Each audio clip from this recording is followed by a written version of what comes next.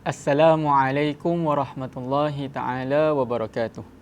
Bismillahirrahmanirrahim. Alhamdulillahirabbil alamin. Wassalatu wassalamu ala asyrafil anbiya'i wal mursalin sayyidina Muhammadin wa ala alihi wa sahbihi ajma'in. Nawaina ta'allum wat ta'lim wat tadhakkur wat tadhkir wan nafa' wal intifa' wal ifadah wal istifadah wal hadd wal tamassuk bi kitabillah wa sunnati Rasulillah sallallahu alaihi wa alihi wa sahbihi wasallam wa du'a ilal huda dalalah alal khair ibtigha wajhillahi ta'ala wa qurbihi wa maradatihi wa thawabihi subhanahu wa ta'ala. Allahumma aftah alaina futuhal arifin faqihna fid din wa 'allimna at-ta'wil wahdina ila siratal mustaqim. Allahumma aftah alaina hikmataka wanshur alaina min khazaini birahmatika ya arhamar rahimin. Rabbi shrah li sadri wa yassir li amri wahlul 'uqdatam min lisani yafqahu qawli. Subhanaka la ilma lana illa ma 'allamtana innaka antal alimul hakim. Amma ba'd. Alhamdulillah, syukur kita kepada Allah Subhanahu wa taala, kehadrat ilahi, kerana kita dapat bertemu sekali lagi dalam sesi bulanan kuliah hari Ahad kita, kuliah duha, yang di mana kita membacakan kitab daripada karangan Al-Habib Umar bin Muhammad bin Salim bin Hafiz yang diberikan nama Pilihan Hadis Baginda Nabi Muhammad sallallahu alaihi wa alihi wa sahbihi wasallam, ataupun yang berjudul Mukhtarul Hadis Syarif, yang di mana kita membacakan dan kita mempelajari dan mengambil manfaat daripada hadis-hadis yang ringkas dan padat dengan maknanya dan pengajarannya, insya-Allah. Dan di antara keistimewaan yang kita sebutkan di dalam hadis ini adalah di mana hadis ini, yang kitab hadis ini yang dalamnya lebih kurang ada dalam 50 hadis, ianya disusun mengikut abjad huruf hijaiyah, daripada huruf alif kepada huruf ba kepada huruf ta. Dan pada hari ini kita telah pun sampai kepada hadis yang dimulakan dengan huruf jim, insya-Allah.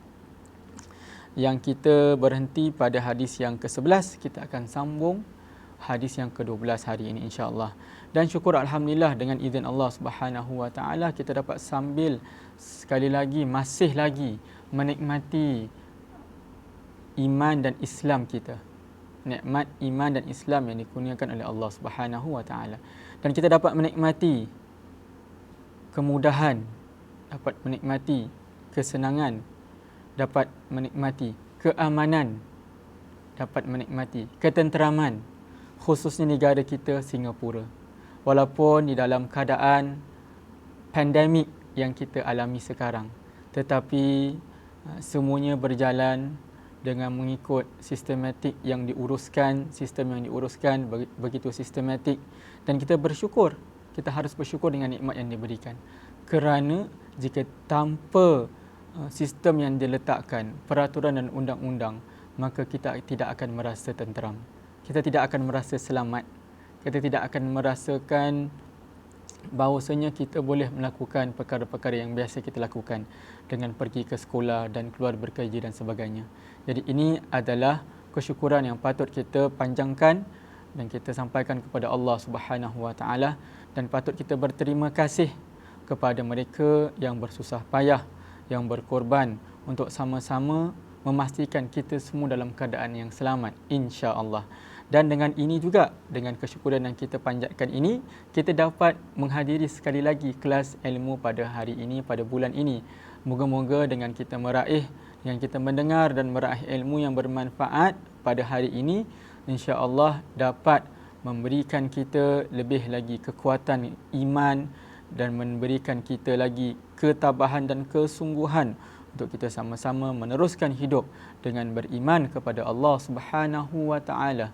Beriman kepada Allah Subhanahu wa taala, tingkatkan keimanan kita, dan juga bertawakal kepada Allah Subhanahu wa taala. Bahawasanya tidak ada yang baik dan buruk, hanya yang telah dituliskan oleh Allah Subhanahu wa taala, dan kita hanya sebagai hamba Allah Subhanahu wa taala yang berusaha sedaya mungkin kita, sebaik-baik, bersungguh-sungguh untuk mencapai keridaan Allah Subhanahu wa taala. Semoga Allah Subhanahu wa taala memberkati segala usaha kita. Dan alhamdulillah, kita akan, seperti kita maklumkan sebentar tadi, kita akan membacakan hadis yang ke-12. Hadis yang ke-12 pada hari ini, insya-Allah. Bismillahirrahmanirrahim. Radhiyallahu ankum wa bihi ilahi an qala an Abi Juhaifah radhiyallahu anhu qala qala Rasulullah sallallahu alaihi wa alihi wa sahbihi wasallam jalisul kubara wasailul ulama wa khalitul hukama, hadithun sahih rawahu Tabrani.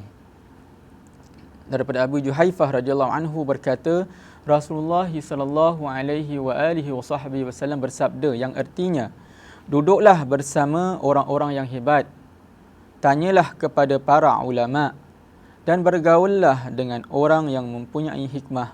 Hadis sahih riwayat Imam Tabarani. Ini adalah hadis yang ringkas yang kita telah baca dan akan mempelajarinya pada hari ini insya-Allah. Maka di sini Rasulullah sallallahu alaihi wasallam bersabda, jalisul kubara, duduklah bersama orang-orang yang hebat, wasailul ulama, tanyalah kepada para ulama, wa khalitul hukama, dan bergaulah dengan orang yang mempunyai hikmah. Di sini ada 3 wasiat, 3 nasihat daripada junjungan besar kita Nabi Muhammad sallallahu alaihi wasallam kepada kita.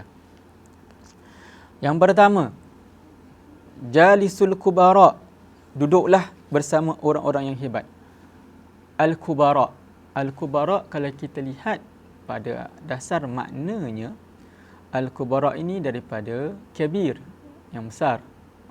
Jadi boleh diertikan kepada 2 makna di sini. Yang pertama, orang yang lebih dewasa daripada kita. Orang yang lebih banyak pengalaman, kan? Lebih dewasa. Insya-Allah biasanya orang yang lebih dewasa mempunyai lebih pengalaman. Dan orang yang jika bukan dewasa daripada kita, tapi orang yang mempunyai lebih ilmu ataupun lebih pengalaman pada bidangnya, dia lebih hebat pada perkara yang dilakukannya. Jadi sebab itulah bila kita lihat kepada maknanya, bila dikatakan jalisul kubara, duduklah bersama orang-orang yang hebat. Jadi orang-orang yang hebat ni mungkin lebih muda daripada kita. Dia lebih berilmu, dia lebih memahami dan lebih mengetahui akan bidang yang dipelajarinya, bidang yang dikuasainya. Jadi dia adalah di antara orang yang hebat pada perkara yang dilakukan. Ataupun dari segi umumnya, orang-orang yang kubara, yang lebih dewasa daripada kita, yang lebih dewasa daripada kita, yang lebih berumur daripada kita, kerana mereka pastinya dan dari segi umumnya mereka lebih berilmu dan lebih berpengalaman daripada kita, lebih berpengalaman daripada orang yang lebih muda daripada mereka. Jadi kita lihat apakah kelebihannya kita duduk dengan orang-orang yang lebih dewasa ataupun orang-orang yang lebih berpengalaman ataupun orang yang lebih hebat, adalah kita dapat mempelajari daripada mereka perkara-perkara yang mereka lakukan. Jadi kita lihat bagaimana kita lihat di dunia ini, semua orang akan menasihatkan kita untuk ada pada diri kita itu seorang yang kita boleh dijadikan contoh. Dan seluruh dunia ini, seluruh manusia di dunia ini, khususnya orang-orang yang berjaya, kan, orang-orang yang hebat, mereka juga akan ada orang yang mereka ambil contoh daripada mereka, ambil contoh buat diri mereka, atau yang kita katakan role model lah, kan, senang. Role model, kita mesti ada role model dalam hidup kita. Jadi role model inilah yang kita banyak mempelajari ilmu, mempelajari etika, mempelajari banyak sekali perkara-perkara buat diri kita. Dan ini penting. Ini sangatlah penting. Kerana dalam kita punya growth, dalam kita bukan hanya kita menuntut ilmu, tetapi dalam kita berdikari dan meneruskan perjalanan hidup kita, kita perlu kepada pengalaman-pengalaman. Dan kita perlu kepada pengajaran dalam pengalaman yang dialami oleh orang lain. Khususnya orang-orang yang hebat, yang berjaya di dalam kehidupan mereka. Kan? Ini lumrah manusia macam itulah. Kita nak belajar daripada orang yang telah berjaya. Dan orang-orang yang telah berjaya pasti akan mempunyai pengalaman yang luas, pengalaman yang banyak. Jadi sebab itulah kita dinasihatkan dan kita harus mesti ada role model dalam hidup kita. Tak kiralah role model itu, kalau kita lihat di dunia ini, ada orang kata, oh dia suka role model dia tu Bill Gates ke, dia suka role model tu Steve Jobs ke, dia suka role model itu Mark Zuckerberg ke. Itu daripada orang-orang yang barat lah yang kita tahu yang berjaya di dalam kerjaya mereka masing-masing. Akan tetapi kita, role model itu tidak semestinya mereka yang kita rasakan orang yang berjaya di dalam dunia sahaja. Role model itu boleh menjadi sesiapa saja yang berada di dalam kehidupan kita sendiri. Seperti contoh ibu kita, ayah kita, pakcik kita ataupun datuk kita. Orang-orang ini kan bukan hanya orang yang dekat dengan kita, tetapi pastinya orang-orang yang lebih dewasa, lebih dewasa dan lebih berpengalaman daripada kita. Jadi memang kita banyak sekali belajar erti kehidupan bukan hanya dengan mengalaminya, tetapi kita belajar daripada kehidupan orang lain yang telah mengalaminya terlebih dahulu daripada kita. Kan? Ini lumrah manusia juga. Kita belajar dari ibu-ibu kita. Kita belajar pengalaman yang mereka lalui sebagai seorang isteri dan seorang ibu membesarkan anak-anak. Bila kita dah kahwin, kan, kita dah ada keluarga sendiri, dah ada isteri ataupun suami, dah ada anak-anak sendiri, kita nak mengasuh anak kita, nak menjaga. Kita perlukan pengalaman orang-orang yang lebih dewasa daripada kita, kan. Jadi macam itulah. Memang sangat-sangat penting untuk kita duduk dan bergaul dengan orang-orang yang lebih berpengalaman daripada kita. Lebih-lebih lagi, orang itu berilmu, luas pengalamannya dalam bidangnya dan kita dapat pelajari daripadanya. Dan pastikanlah yang kita mengambil pengalaman itu adalah pengalaman yang baik untuk yang patut kita contohi. Dan pastinya pengalaman pahit yang mereka lalui juga kita mengambilnya jadikannya sebagai iktibar, sebagai pengajaran buat diri kita juga. Dan ini adalah satu perkara yang kita dapat melalui kita duduk dengan orang-orang yang berpengalaman. Duduk orang yang lebih dewasa. Bukan hanya itu, kita akan menjadi lebih matang. Kan, kita akan menjadi lebih matang dalam pemikiran kita kerana kita sering duduk dan bergaul dengan orang-orang yang lebih matang daripada kita, yang lebih berpengalaman daripada kita, yang lebih berumur daripada kita. Dan kita mempelajari kehidupan mereka dan kita belajar daripada mereka.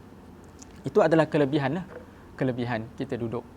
Kemudian yang kedua, wasailul ulama. Ini nasihat kedua junjungan besar kita sallallahu alaihi wa alihi wasallam. Wasailul ulama, tanyalah kepada para ulama.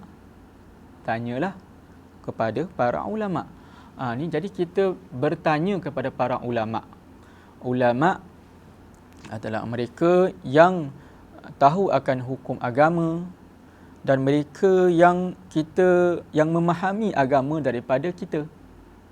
Dan al-ulama, orang yang alim, orang yang lebih berilmu kerana mereka lebih mengetahui akan ilmu tersebut ataupun akan ilmu agama, maka mereka lebih memahami dan mereka lebih terpelajar dari segi hukum agama, dari segi halal dan haramnya. Maka ulama itu dia ibarat khazain, dia ibarat peti. Wasu'al dan soalan itu mafatihuha, dan soalan itu adalah kuncinya.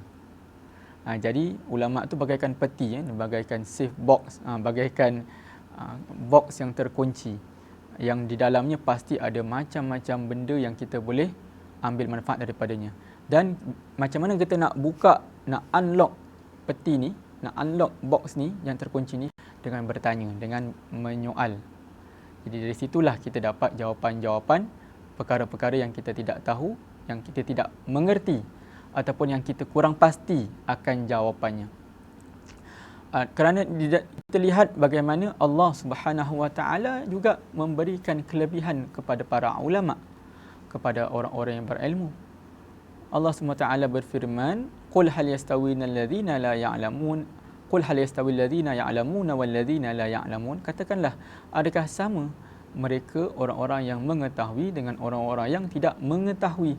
Jadi di sini kita lihat, di sini Allah SWT bukan hanya bertanya, tetapi Allah SWT ingin memberitahu kita bahawasanya tidak sama mereka orang-orang yang berilmu dengan orang yang tidak. Di dalam ayat yang lain juga Allah SWT berfirman dalam surah Al-Imran ayat yang ke-18, ba'da a'udzubillahi minasyaitonir rajim, syahidallahu annahu la ilaha illa huwa wal malaikatu wa ulul ilmi qa'iman bil qist, la ilaha illa huwal azizul hakim. Yang bermaksud Allah menerangkan kepada sekalian makhluknya dengan dalil-dalil dan bukti bahawasanya tiada Tuhan yang berhak disembah melainkan Dia, yakni Allah, yang sentiasa mentadbirkan seluruh alam dengan keadilan, dan para malaikat-malaikat serta orang-orang yang berilmu mengakui dan menegaskan juga yang demikian. Tiada Tuhan yang berhak disembah melainkan Allah yang maha kuasa lagi maha bijaksana. Di sini kita lihat bagaimana Allah SWT memulihkan para ulama dengan menyebutkan para orang yang alim bersama Allah Subhanahu wa taala dan para malaikat dalam tauhidnya mereka kepada Allah Subhanahu wa taala. Kita bayangkan. Jadi ini adalah di antara kemuliaan yang diberikan oleh Allah Subhanahu wa taala kepada orang-orang yang alim. Pastinya orang-orang yang alim juga bukan hanya orang yang memahami, bukan hanya orang yang mengetahui, bukan hanya orang yang tahu akan hukum agama, mana yang halal, mana yang haram. Bahkan mereka juga mengamalkannya di dalam kehidupan mereka dan memanfaatkannya buat diri mereka. Ini adalah di antara kelebihan para ulama. Dan bukan sahaja itu, di antara para ciri-ciri ulama juga adalah mereka yang takut kepada Allah Subhanahu wa taala. Seperti mana yang kita sebutkan dalam surah Fatir ayat yang ke-28, innama, Allah Subhanahu wa taala berfirman, innama yakhsyallaha min ibadihil ulama. Sesungguhnya yang menaruh takut dan bimbang akan melanggar perintah Allah Subhanahu wa taala dari kalangan hamba-hambanya hanyalah orang-orang yang berilmu. Jadi mereka pasti ada ciri-ciri yang sangat penting di dalam kehidupan mereka, di dalam mereka mengetahui dan mengamalkan. Mereka juga takut, lebih banyak takut kepada Allah Subhanahu wa taala. Ini adalah di antara ciri-ciri para ulama. Dan kita pula pastinya kita di sini dinasihatkan. Kita di sini disuruh untuk bertanya kepada para ulama akan perkara-perkara yang kita tidak tahu. Dan kita lihat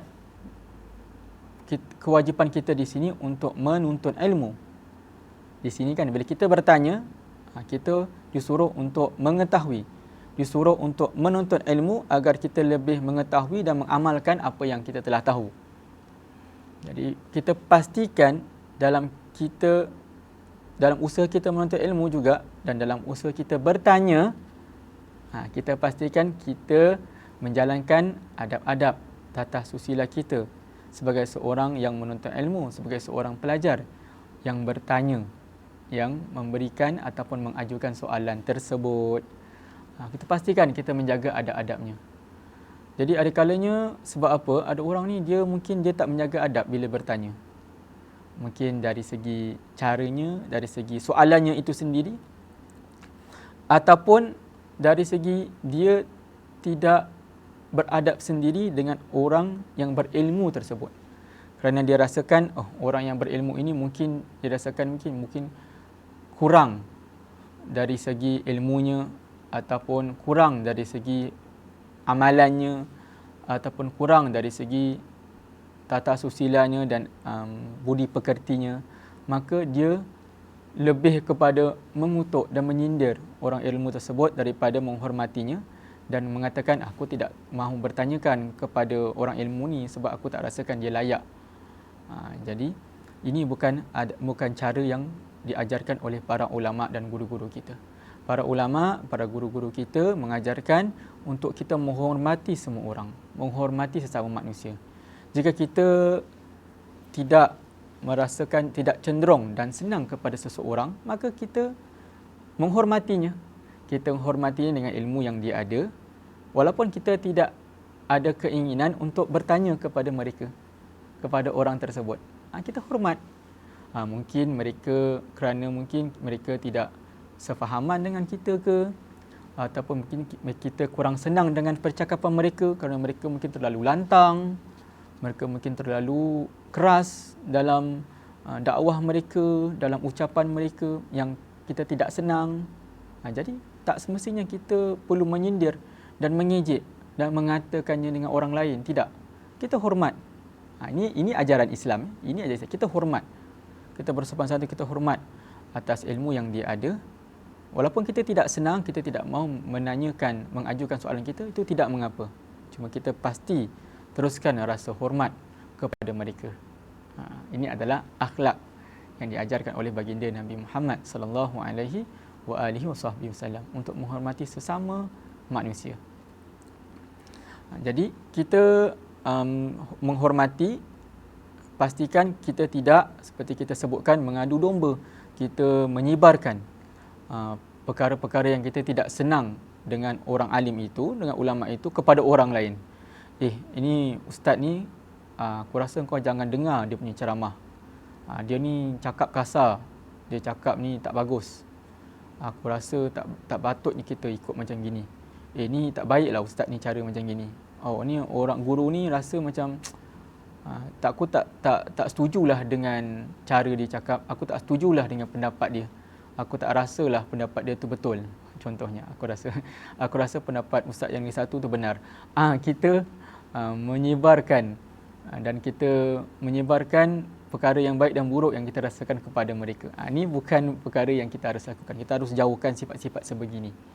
Jauhkan sifat-sifat sebegini. Kita menghormati antara satu dengan yang lain. Dan pastinya kita menghormati kerana ilmu yang mereka ada. Sedangkan para ulama sendiri di antara mereka menghormati antara satu sama yang lain. Para ulama dengan mereka berselisih faham, mereka berbeza pendapat dan pandangan di antara satu sama lain, mereka tetap menghormati antara satu sama yang lain.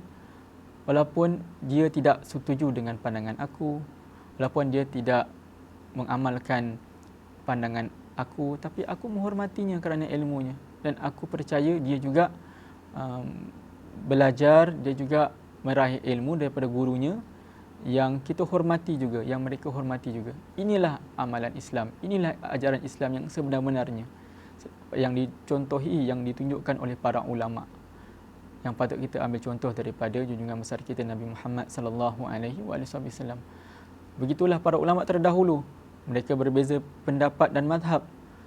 Jadi ulama yang bermazhab Maliki menghormati mereka yang bermazhab Syafi'i, ulama yang bermazhab Syafi'i menghormati mereka yang bermazhab Hambali dan sebagainya. Begitulah kita harus mengambil contoh para ulama yang terdahulu, yang menghormati antara satu sama lain dan berkasih sayang di antara satu sama lain. Kemudian yang ketiga, nasihat yang ketiga adalah wa khalitul hukama, dan tanyalah kepada dan bergaullah dengan orang yang mempunyai hikmah. Jadi kita lihat bergaullah dengan orang yang punya hikmah, ataupun kita boleh letak hukama ni bukan hanya orang yang punya hikmah, tetapi orang yang bijaksana, yang lebih bijaksana daripada kita, yang lebih bijak daripada kita. Dia lebih kurang sama dengan nasihat yang pertama tadi, jalisu al-kubara, duduklah. Kerana kita duduk dengan orang yang lebih dewasa, sama juga dengan kita bergaul dengan mereka. Jadi dengan kita bergaul dengan orang yang lebih bijaksana, sama juga dengan kita duduk dengan mereka. Jadi kita lihat di sini, secara umumnya hadis ini menasihatkan kita agar untuk kita duduk, bergaul dan bertanya dengan orang-orang yang lebih berilmu daripada kita, yang lebih dewasa daripada kita, yang lebih berpengalaman daripada kita, yang lebih bijaksana daripada kita, yang lebih matang daripada kita. Kita lihat hadis ini secara kolektif, bagaimana kita patut meraih manfaat daripada orang yang betul, daripada golongan orang yang tertentu, yang lebih berilmu, lebih pengalaman, lebih dewasa, yang lebih matang, lebih bijaksana. Kita di sini digalakkan, di dalam hadis ini secara umum digalakkan untuk melakukan sedemikian. Begitulah kehidupan kita. Kalau kita lihat di sana, di luar sana pun juga, Orang-orang yang lebih berilmu, yang lebih berdewasa, yang lebih bijaksana juga akan menasihatkan perkara yang serupa. Kita tidak akan dapat faedah, manfaat jika kita hanya duduk dengan orang yang mungkin kurang bijaksana ataupun lebih kepada menyebarkan kejahatan daripada kebaikan, ataupun kurang matang. Apa yang kita boleh belajar daripadanya? Apa yang kita boleh dapatkan daripada mereka? Apa yang boleh kita raih faedah daripada mereka? Orang yang kurang bijak, orang yang tidak matang, orang yang tidak berpengalaman, pasti kita tidak akan mendapatkan faedah daripada mereka. Adapun kita jangan salah faham. Ini tidak bermakna juga kita harus menjauhi orang-orang yang kurang bijaksana, orang-orang yang tidak matang, yang tidak berpengalaman, tidak. Dalam kehidupan, untuk kita meningkatkan diri kita sebagai manusia, sebagai orang Islam, sebagai orang yang mempunyai tugas. Jadi kita duduk dengan orang yang lebih banyak ilmu, lebih banyak pengalaman. Jadi dalam kerja kita, kita belajar daripada orang yang lebih pengalaman. Di dalam kehidupan kita sebagai seorang ayah, sebagai seorang murid, kita belajar daripada murid-murid yang telah lalu, daripada guru-guru kita. Sebagai seorang yang beragama Islam, kita bertanyakan kepada para ustaz, asatizah, para ulama akan perkara-perkara agama yang kita tak tahu. Jadi itu adalah perkara yang kita lakukan. Tidak bermakna kita tolak, kita jauhkan ni orang-orang yang tak membawa faedah ke, orang-orang yang mungkin yang jauh daripada agama, yang kurang berpengalaman, kita harus jauhkan, pulaukan mereka. Tidak, bukan bermaksud begitu.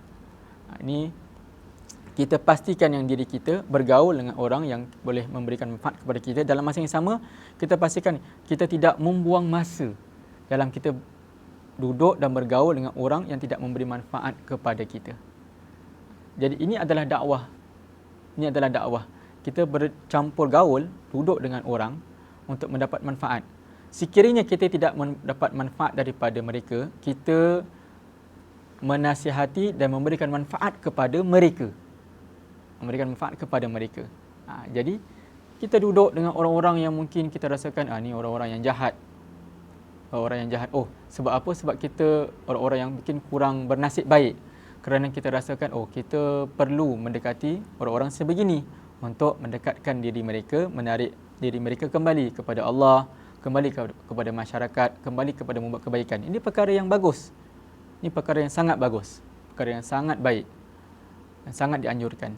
Akan tetapi kita pastikan juga jangan sampai kita juga terjerumus mengikuti langkah mereka.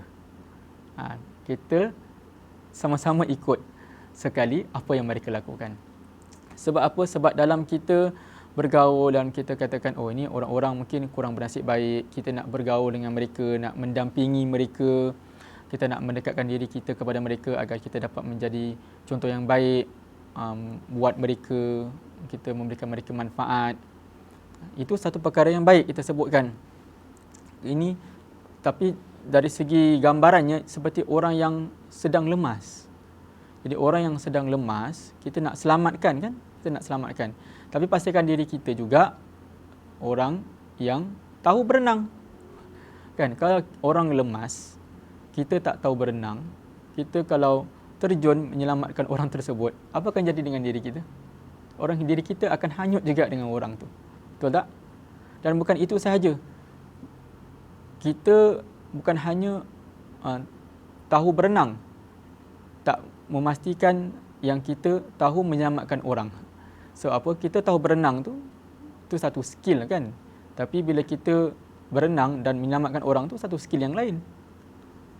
Satu perkara yang kita harus mengetahui cara-cara untuk melakukannya. Jadi kalau kita berenang, tak semestinya kita mampu untuk menyelamatkan orang tersebut. Jadi orang yang berenang tu dia mesti tahu cara-cara untuk menyelamatkan orang yang sedang lemas contohnya. Begitulah dengan kita. Jadi kita nak bergaul dengan orang-orang, bagus kita duduk dengan mereka.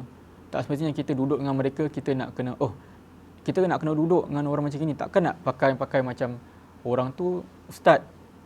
Kan? Takkan dia nak pakai jubah, serban, pakai songkok, duduk dengan orang macam gini kan? Tak. Jadi dia tukarlah pakaian. Pakaian macam orang-orang macam itu. Mungkin orang-orang pakaian macam itu, dia pakaiannya koyak-koyak ke kan. Pakaian dia mungkin tak menutup aurat, takkan dia ikut juga. Kemudian nak ikut cara cakap lah, cara cakap mereka tak biasa dengan percakapan seorang para ulama guru. Kita ikut cakap mereka. Kalau cakap mereka penuh dengan kata-kata kesat, kata-kata tidak baik, kan kita nak ikut juga. Lama-lama kita ikutlah apa yang mereka buatkan. Jadi kita nak meraihkan mereka, kita ikut apa yang mereka lakukan. Takkan kita nak lakukan perkara yang salah yang mereka lakukan. Jadi itu maksudnya. Jangan sampai kita terjerumus kepada perkara tersebut. Akan tetapi kita dengan seseorang tu mempunyai hati yang bersih, hati yang ikhlas dalam membantu manusia dan takut kepada Allah SWT, dia pasti akan mengajaknya dengan penuh hikmah, pasti akan mengajak orang lain dengan akhlak yang baik yang dipaparkan, yang seperti mana diajarkan oleh baginda Nabi Muhammad sallallahu alaihi wasallam. Begitulah, saya teringat perkongsian kawan-kawan saya daripada Indonesia, di mana mereka mengatakan bagaimana mereka melihat guru-guru mereka mendampingi dan mendekati orang-orang yang mungkin dicaci maki ataupun dihina oleh orang-orang yang lain.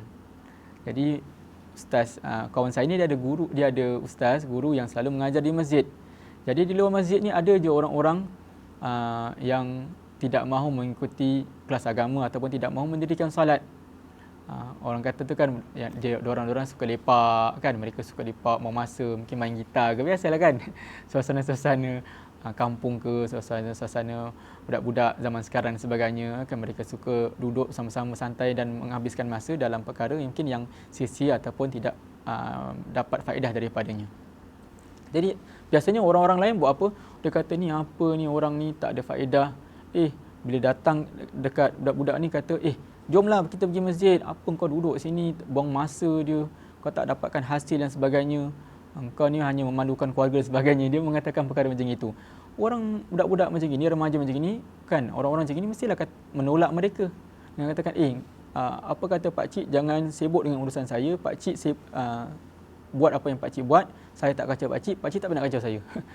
Macam itu kan. Sebab apa? Sebab cara mereka begitu dalam mengajakkan kepada kebaikan, tapi dengan cara yang bukan yang terbaik. Jadi ustaz kawan saya ni, bila setiap hari, kalau berapa kali tu bila dia lalu, dia cuba dengan caranya, dengan memberi salam, Assalamualaikum, ni saya nak tumpang lalu ni, saya nak pergi masjid, kita ada kelas. Macam itu saja, setakat dengan senyuman, dengan akhlak, dengan tata susila, dengan budi pekerti yang baik dalam berbicara, dan lebih-lebih lagi dengan hati yang penuh dengan takut kepada Allah Subhanahu Wa Taala dan penuh keikhlasan dan betul-betul inginkan hidayah buat dirinya dan orang lain. Jadi budak-budak ni dalam melihat pergaulan mereka dengan ustaz ni yang baik, peramah, mereka pun tertanya-tanya, ustaz ni ajar apa dekat masjid ni? Macam rasa penasaran nak tahulah. Cara dia baik, dia semua cakap yang baik. Apa dia ajar kat masjid tu? Lama kelamaan mereka pun ikut sama. Kita lihat bagaimana cara yang ditunjukkan. Jadi begitulah kita manusia. Jadi kita belajar daripada orang-orang yang baik, tapi kalau kita ada golongan yang kurang bernasib baik, yang kurang baik, kita tunjukkan akhlak budi pekerti, cara-cara yang dianjurkan oleh agama Islam untuk menasihati dan mendekatkan diri dengan orang lain, dengan akhlak kita, penampilan kita yang baik, cara-cara kita, kata-kata kita yang baik kepada mereka. Jadi ini sedikit sebanyak kita dapat pelajari daripada hadis ini. Moga-moga insya-Allah kita meraih manfaat dan juga kita mengamalkan apa yang telah kita pelajari dalam kita bergaul dengan orang, kita duduk dengan orang, kita mengambil pengajaran daripada orang lain. Pastikan dalam kita mengambil manfaat, meraih manfaat, pengalaman daripada orang yang lebih daripada kita, pastikan juga kita jangan lakukan yang sebaliknya. Kita melakukan bergaul dengan orang yang tidak memberi manfaat tetapi memberikan kerosakan kepada kita.